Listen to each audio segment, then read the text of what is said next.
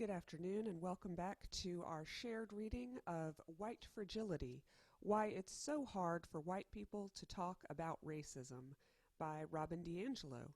As always, I encourage you to purchase your own copy to support the work of the author, and also because you should probably have it. You can mark it up and refer back to it if you need to. I found it's a great book. This is copy number 3. Because I keep giving it away. So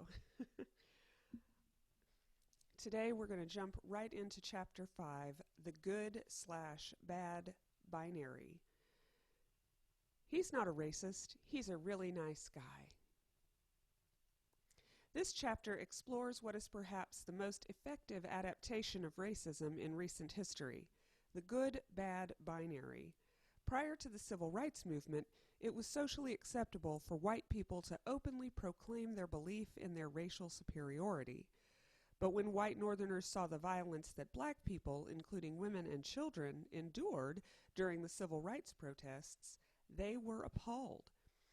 These images became the archetypes of racists. After the Civil Rights Movement, to be a good, moral person and to be complicit with racism became mutually exclusive. You could not be a good person and participate in racism.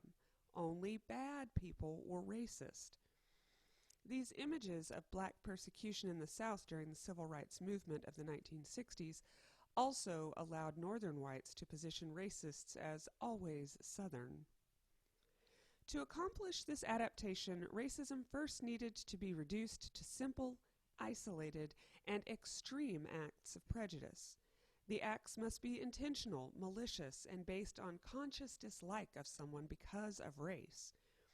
Racists were those white people in the South, smiling and picnicking at the base of lynching trees, store owners posting whites-only signs over drinking fountains, and good old boys beating innocent children such as Emmett Till to death.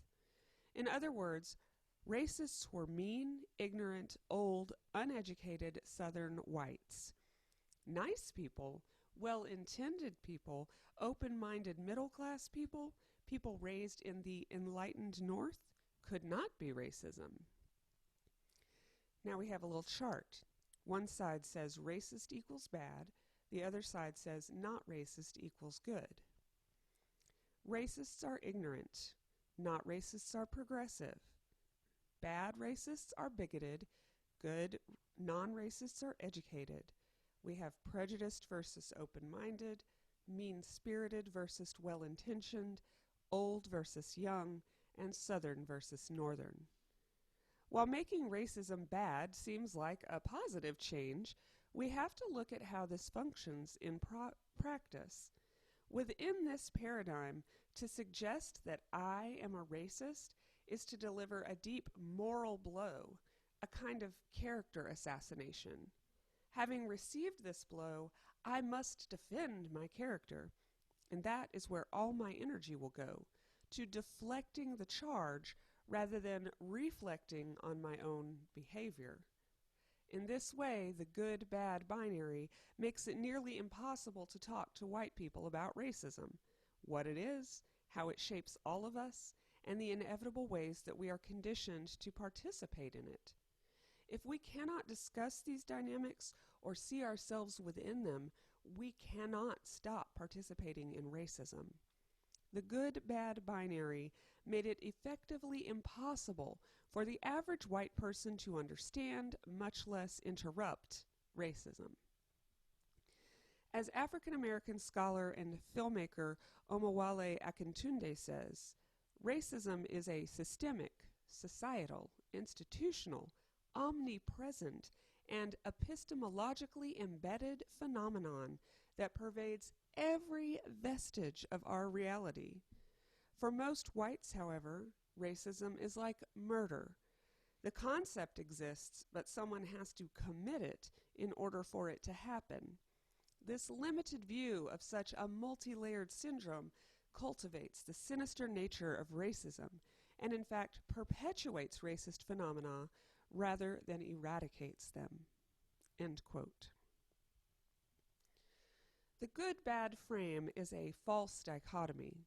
All people hold prejudices, especially across racial lines in a society deeply divided by race. I can be told that everyone is equal by my parents. I can have friends of color, and I may not tell racist jokes. Yet, I am still affected by the forces of racism as a member of society in which racism is the bedrock. I will still be seen as white, treated as white, and experience my life as a white person. My identity, personality, interests, and investments will develop from a white perspective.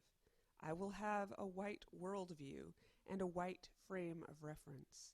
In a society in which race clearly matters, our race profoundly shapes us.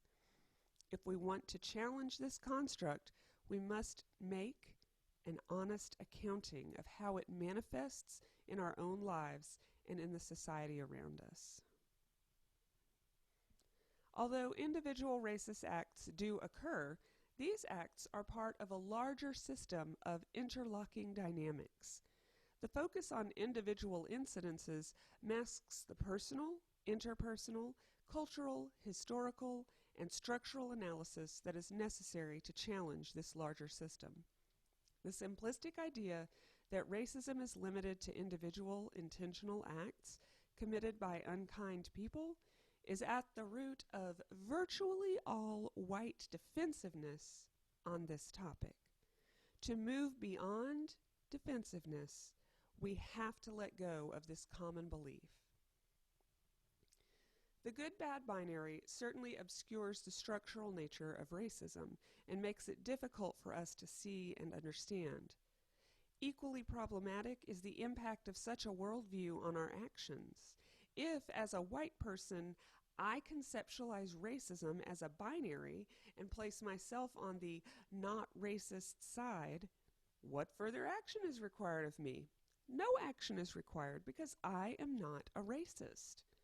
Therefore, racism is not my problem. It doesn't concern me, and there is nothing further I need to do.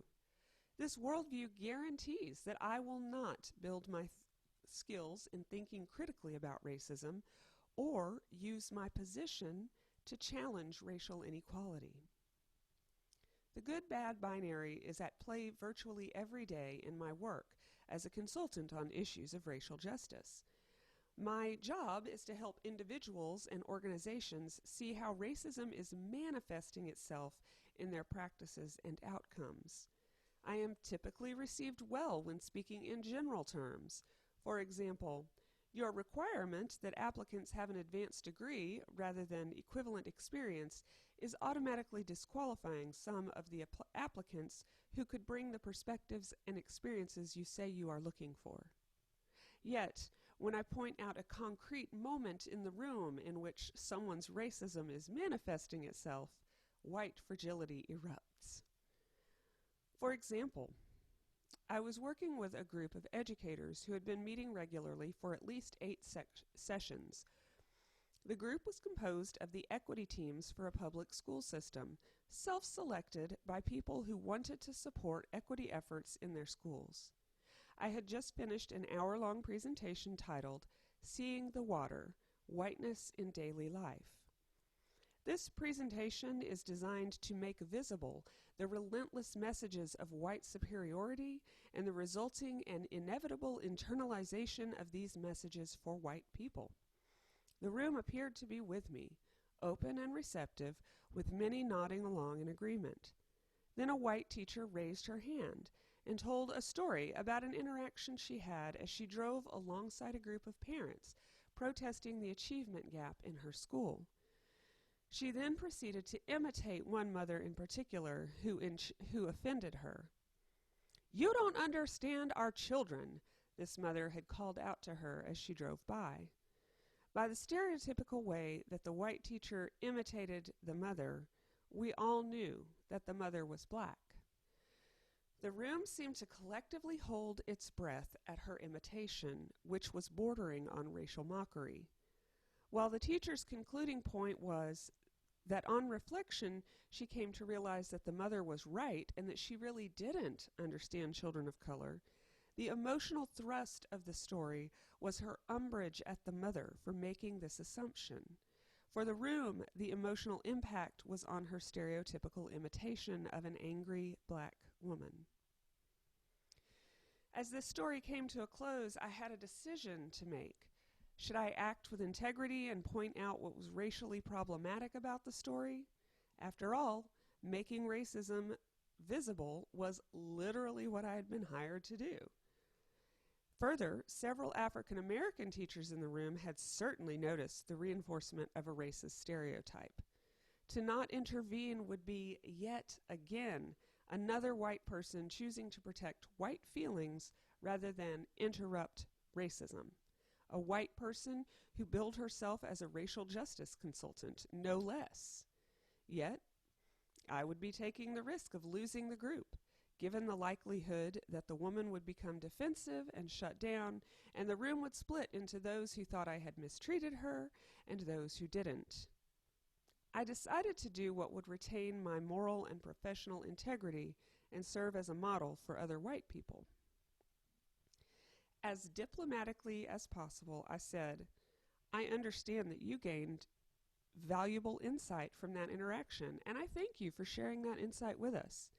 And I am going to ask you to consider not telling that story in that way again. When she immediately began to protest, I interrupted her to continue.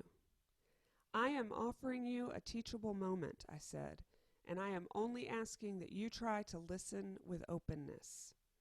I then laid out what was racially problematic about how she told the story and offered her a way to share her learning without reinforcing racist stereotypes. For the same story could easily be told and the same conclusions drawn without the racially charged imitation of the mother. She defensively interrupted me several times, but eventually appeared to be listening. Shortly after this intervention, we took a break. Several African American teachers came up to thank me, as did one white teacher who found my intervention a refreshing and much-needed example of how to break with white solidarity. Several white people also approached to let me know how upset the teacher was and that she was quitting the group. Thus is the power of the good-bad binary and how it informs white fragility. Even a white person on an equity team participating in a class based on the premise that racism is structured into our society and that white complicity is an inevitable result, could not handle feedback on how her racism was unintentionally manifesting itself. If you are white and have ever been challenged to look at your own racism, perhaps you told a problematic joke or made a prejudiced assumption and someone brought it to your attention, it's common to feel defensive. If you believe that you are being told you are a bad person, all your energy is likely to go toward denying this possibility and invalidating the messenger rather than trying to understand why what you've done or said is hurtful. You will probably respond with white fragility. But unfortunately, white fragility can only protect the problematic behavior that you feel so defensive about. It doesn't demonstrate that you are an open person who has no problematic racial behavior.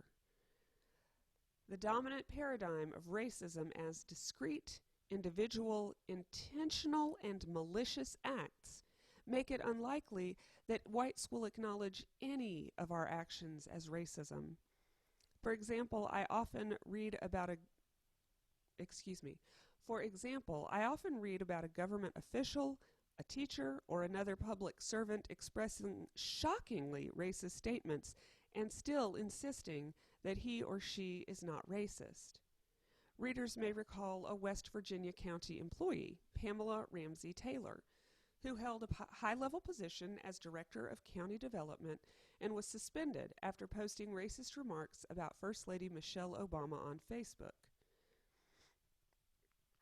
The quote was, "It will be so refreshing to have a classy, beautiful, dignified First Lady back in the White House.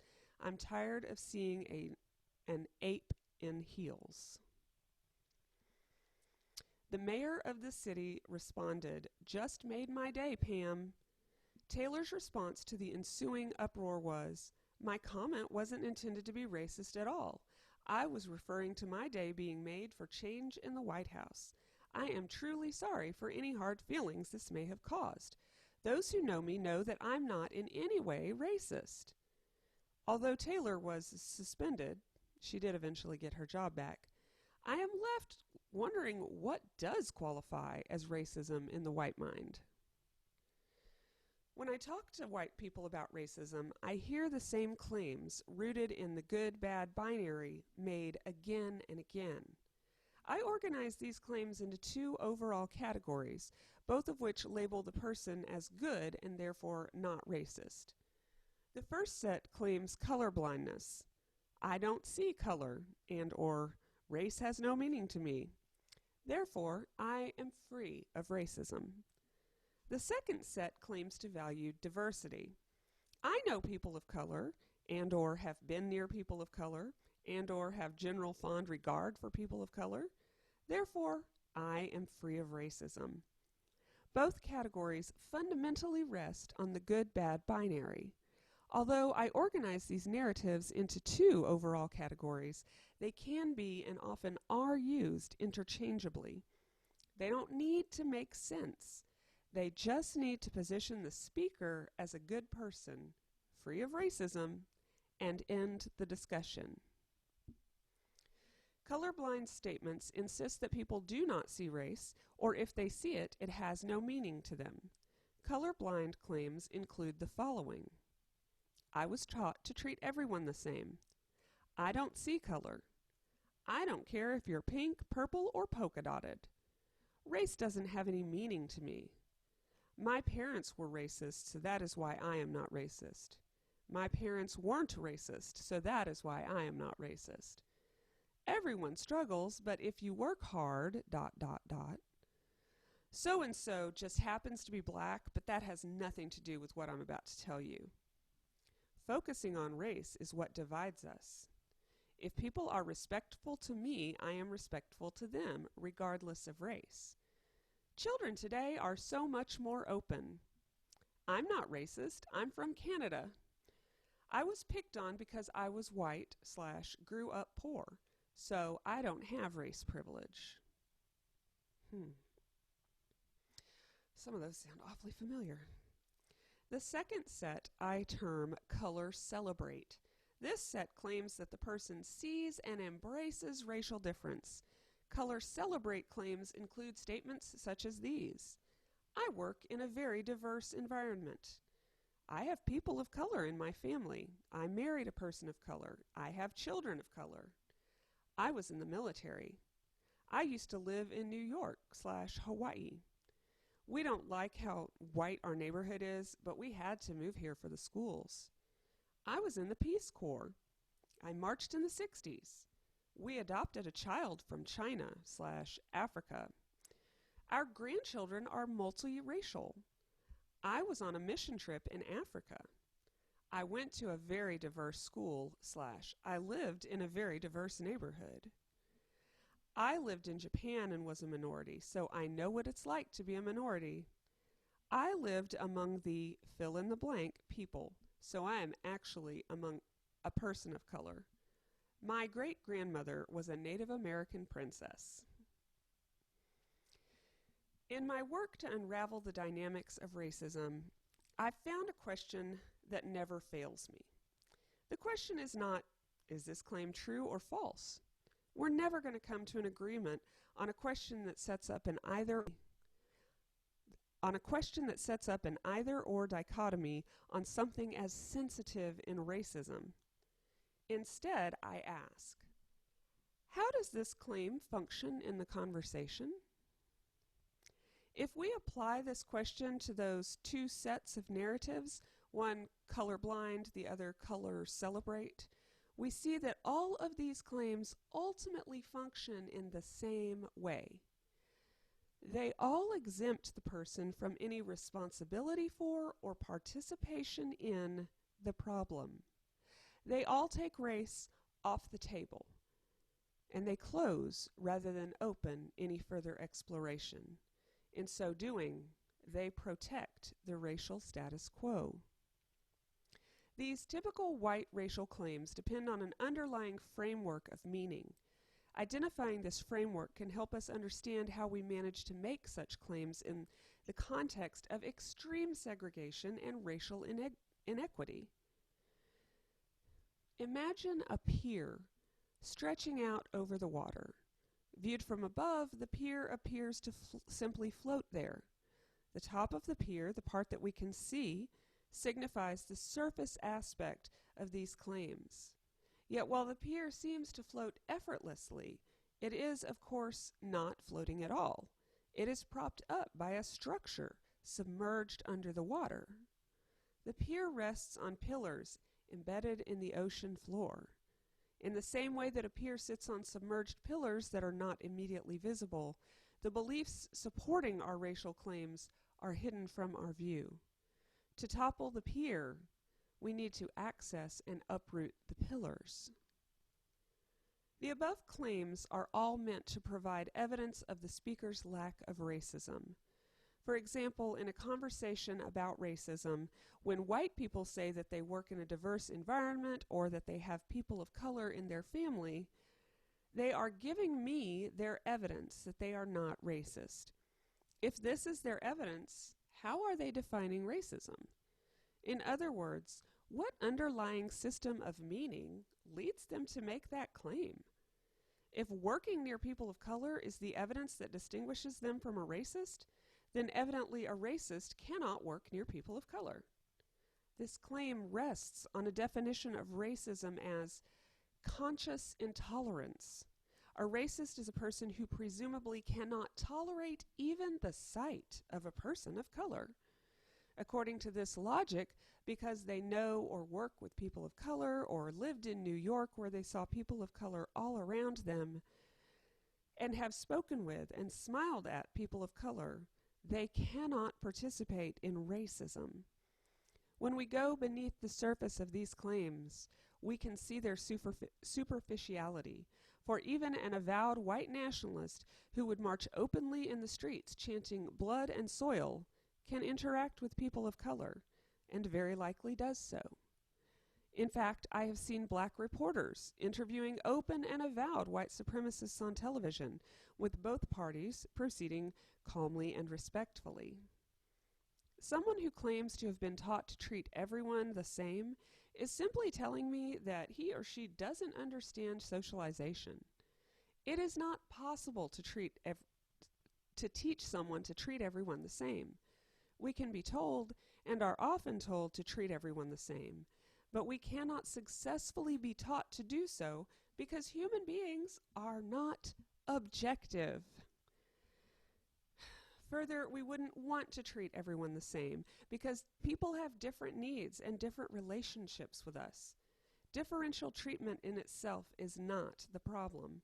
For example, I wouldn't give a document with 12-point font to a person with low vision, even though someone else wouldn't have any trouble reading it. The problem is the misinformation that circulates around us and causes our differential treatment to be inequitable. The feedback I have heard repeatedly from people of color is that when they hear a white person claim to have been taught to treat everyone the same, they're not thinking, "All right, I am now talking to a woke white person."